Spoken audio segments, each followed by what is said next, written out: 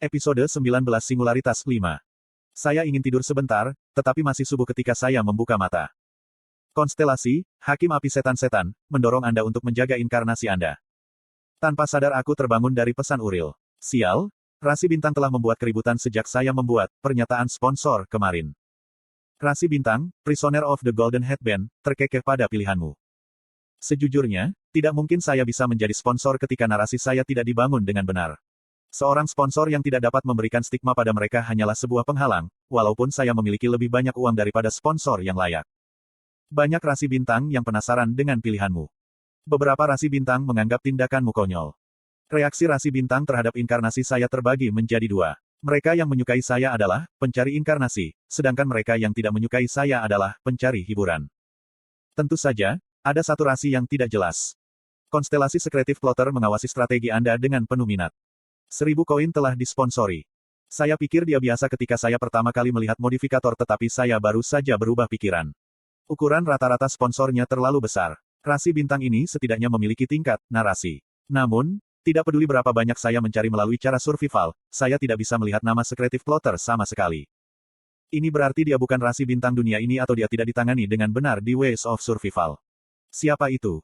Wu Wong. Sejak tadi malam, Shin Yosung telah berlatih keterampilannya di salah satu sudut gedung yang ditinggalkan.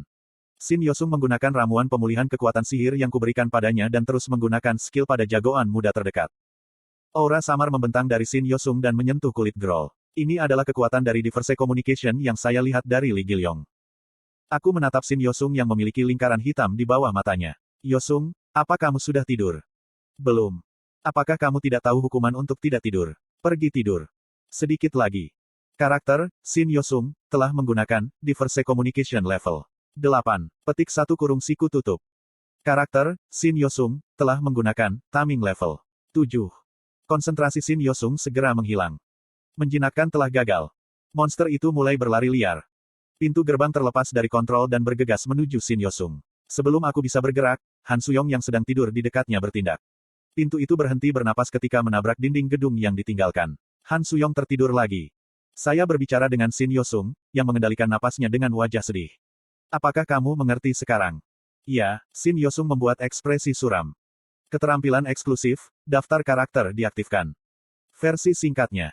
Plus. Daftar karakter. Nama, Shin Yosung. Atribut pribadi, Beastamer langka killer refleksif umum. Keahlian eksklusif, menjinakkan level 7, komunikasi beragam level 8, agility level 8, hibridisasi level 6. Stigma, tidak ada. Statistik keseluruhan, fisik level 19, kekuatan level 14, agility level 44, kekuatan sihir level 45. Asteris paket pertumbuhan I sedang diterapkan. Asteris paket pertumbuhan 2 saat ini sedang diterapkan. Asteris paket peringatan skenario baru sedang diterapkan. Plus. Tingkat pertumbuhan keterampilannya sangat besar berkat paket pertumbuhan yang saya beli. Ada juga paket peringatan skenario baru yang mempromosikan evolusi statistik. Saya tidak tahu apakah ada inkarnasi di semenanjung Korea yang menerima dukungan paket seperti itu. Dia adalah orang yang berbakat sehingga Diverse Communication akan segera menembus level 10 dan menjadi Advanced Diverse Communication. Masalahnya adalah bahwa dia tidak bisa menjinakkan Groll kelas 8 dengan baik meskipun memiliki statistik. Ini seharusnya tidak mungkin berkat bantuan sistem. Shin Yosung menundukkan kepalanya seolah dia malu. Petik 2. Aku tidak punya bakat. Jika dia tidak memiliki bakat maka saya harus bunuh diri. Jangan khawatir. Kamu mempunyai talenta. Saya tidak bisa membiarkan inkarnasi berharga saya menjadi frustrasi. Mungkin Shin Yosung tidak bisa menggunakannya dengan benar karena trauma. Apa yang kamu pikirkan? Saya ketakutan. Tidak sulit menebak mengapa dia takut. Saya mengatakan kepadanya, monster-monster itu bukan hewan peliharaan. Aku tahu. Tetap saja, mungkin tidak apa-apa untuk menjadikannya teman. Mereka tahan lama dan kuat. Petik 2. Shin Yosung adalah seseorang yang membunuh anjingnya dengan tangannya sendiri. Itu untuk bertahan hidup. Fakta ini masih tersimpan dalam di hati anak ini. Saya berpikir sejenak sebelum berkata, apakah Anda tahu? Jika semua skenario dihapus, Anda dapat membuat permintaan. Petik 2. Wajah Ahjusi berubah ketika kamu berbohong. Lubang hidung Anda menjadi lebih besar. Petik 2. Ini mengingatkan saya pada Gilyong. Mungkin anak-anak dengan Diverse Communication lebih sensitif terhadap bahasa tubuh. Saya memutuskan untuk maju seperti gangster. Apa yang ingin kamu tanyakan? Bisakah saya melakukannya? Kamu bisa melakukannya. Kamu berbicara tanpa ketulusan. Aku memilihmu. Mata Shin Yosung bergetar pada kata-kataku. Aku memilihmu, Bukan Seoul. Saya tidak menyesalinya. Petik 2. Petik 2 petik 2. Kamu bisa melakukan lebih baik daripada orang lain. Shin Yosung menatapku saat dia meremas jari-jarinya. Kemudian dia mulai menangis. Ah Jusi, jika aku benar-benar menjadi kuat. Kuat. Shin Yosung ragu-ragu sejenak sebelum tertawa. Tidak apa, saya akan berusaha keras. Petik 2. Kemudian Shin Yosung berbalik dan menggunakan skill itu lagi. Tiba-tiba aku teringat sesuatu. Saya ingat tipe orang seperti apa Shin Yosung dalam novel aslinya. Jong Hyuk Oppa tampan. Petik 2. Jong Hyuk Oppa adalah yang terbaik. Petik 2. Aku paling suka Jong Hyuk Oppa. Petik 2. Gadis ini, dia adalah penggemar Yo Jong Hyuk di Ways of Survival. Tentu saja, dia bukan kandidat pahlawan wanita. Karena usianya, ia berada dalam posisi adik perempuan. Saya ingat dia bertengkar hebat dengan Yomiya. Tiba-tiba saya menjadi sedikit khawatir. Apakah saya akan kehilangan orang yang bekerja sangat keras untuk dibesarkan kepada Yo Jong Hyuk?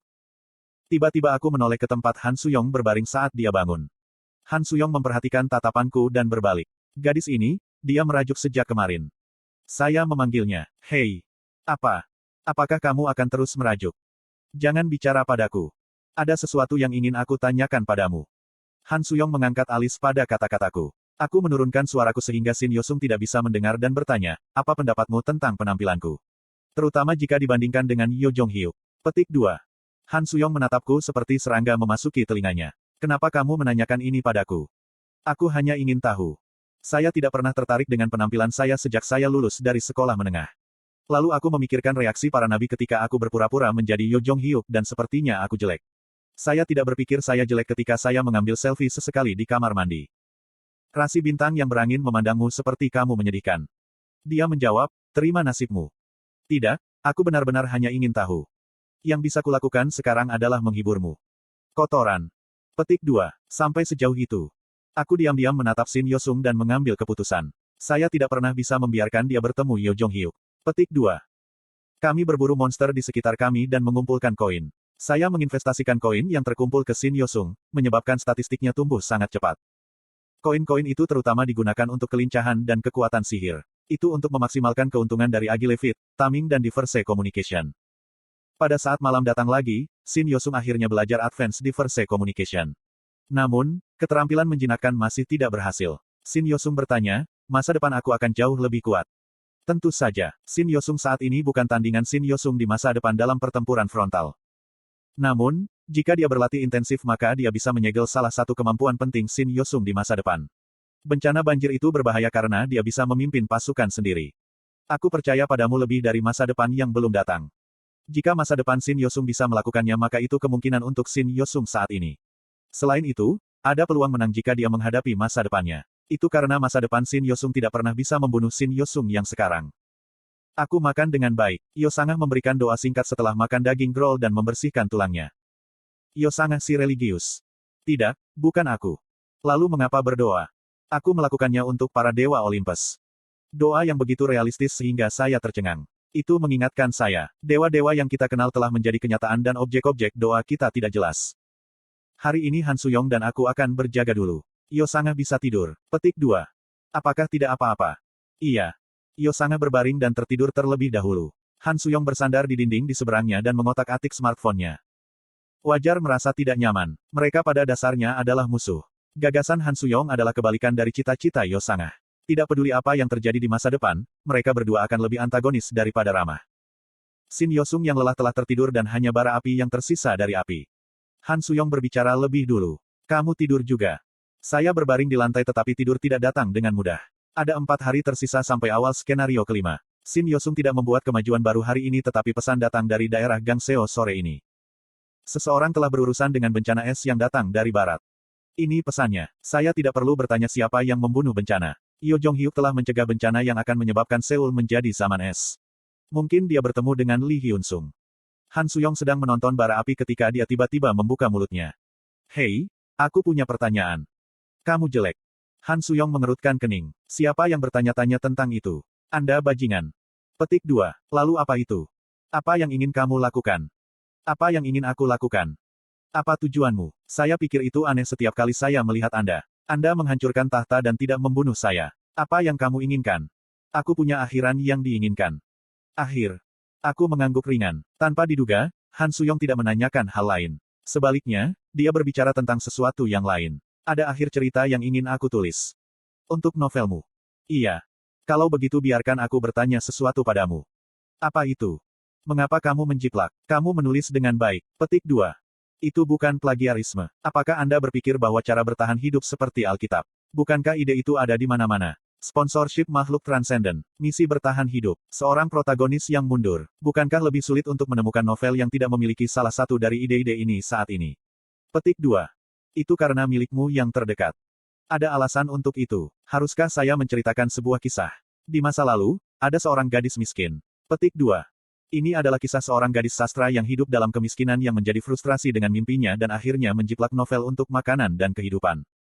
Mulut Han Suyong terbuka lebar. Bisakah kamu benar-benar membaca pikiran seseorang? Ngomong-ngomong, hal seperti itu mungkin saja terjadi. Baik. Menurutmu tipe dewa apa aku ini? Saya tidak akan menderita seperti ini jika saya memiliki keterampilan itu. Petik 2. Karakter, Han Suyong, telah menggunakan lie detection level 3. Karakter Han Suyong telah mengkonfirmasi bahwa pernyataan itu salah. Han Suyong tertawa. Apakah mungkin bagiku? Saya tidak menjawab. Yah, kamu tidak harus memberitahuku. Bagaimanapun, jika mungkin, harap baca pikiranku sekarang juga. Petik 2. Aku tidak bisa membacanya. Sebenarnya, aku tidak menjiplak. Aku memandang Han Suyong dengan curiga dan dia menggunakan lie detection untuk dirinya sendiri. Karakter Han Suyong telah mengkonfirmasi bahwa pernyataan itu benar. Apa? Ini hanya kebetulan bahwa cerita yang saya tulis mirip dengan cara bertahan hidup. Saya hanya menulis sesuai dengan mimpi yang saya miliki. Petik 2. Karakter Han Suyong telah mengkonfirmasi bahwa pernyataan itu benar. Gadis ini menggunakan alam bawah sadarnya sebagai perisai. Bagaimanapun, kamu melihatnya. Itu adalah mimpi bagimu. Petik 2. Mungkin itu benar. Lalu, Han Suyong ragu-ragu sebelum berkata, kadang-kadang aku memikirkannya. Petik 2. Pikirkan tentang apa? Jika kenyataan ini adalah yang asli dan aku hanya mereproduksi yang asli maka aku mungkin akan menjiplak. Apa yang kamu katakan? Lalu Anda menjiplak tulisan. Petik 2. Siapa yang bilang? Saya mengatakan itu hanya pemikiran. Petik 2. Sebenarnya, saya tidak bersungguh-sungguh. Itu adalah pemikiran yang saya miliki sejak saat Ways of Survival menjadi kenyataan. Apakah dunia ini ditimpa novel? Atau apakah kenyataan berubah menjadi novel? Saya berdiri dan menggelengkan kepala. Hei, mari kita ubah shift-nya. Silakan tidur. Rasi bintang di saluran saya akan berkurang jika saya terus mendengarkan cerita yang menyakitkan. Petik 2. Dukungan konstelasi saya berkurang karena aku bersamamu akhir-akhir ini. Itu karena kamu terus melakukan hal-hal yang bersifat kanker. Kami menembak beberapa duri lagi satu sama lain sebelum diam. Aku bersandar di dinding bangunan dan melihat dengkuran Han Suyong. Tiba-tiba aku punya pikiran. Mungkin saya sedikit beruntung bahwa dia ada di sini. Setidaknya aku tidak sendirian mengetahui bahwa dunia ini adalah sebuah novel. Pada titik tertentu, saya tertidur. Mungkin karena saya terlalu lelah atau mungkin saya terganggu oleh kenyamanan yang tak terduga. Itu tidur singkat tapi manis. Namun, mungkin aku seharusnya tidak tertidur. Ketika saya membuka mata saya pada hari berikutnya, Han Suyong adalah mayat yang dingin.